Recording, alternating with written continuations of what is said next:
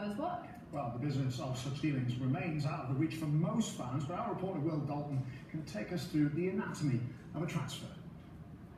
Last season's combined transfer window broke the £1 billion mark for the first time, and with big sums already spent on players this summer, it looks set to be another bumper season in deals being done.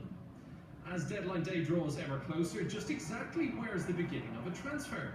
Sports lawyer Cohen explained the basics of how clubs do business.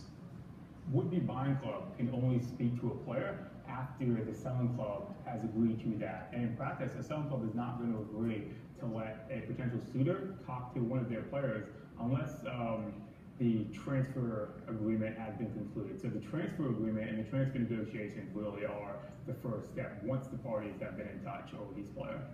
However, players can also initiate a transfer by telling a club they want to leave. How does this affect the dynamic of any deal which is then struck? When a player hands in a written transfer request, they don't do so lightly. So if a club decides to act upon that request, then the player will then forfeit his outstanding balance of his sign-on fee. And the Premier League rules state that sign-on fees can only be distributed evenly over the length of the player's contract. So if the player's sign-on fee is £2 million and he signs a 5-year deal, he'll be paid in equal installments of £400,000. And so if he, after year one, hands in a transfer request, he is transferred, he loses out at £1.6 million. You may think that once a fee is agreed, all that's left is for the player's wages and contract length to be agreed. But there's a lot more to be discussed before a deal is struck.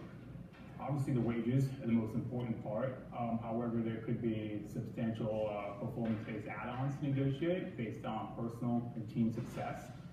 There could also be a separate image rights deal, which could add up to 20% to the player's overall compensation package. Agent fees will naturally have to be agreed. There's a sign-on fee, and then any maybe release clause that may be involved as well.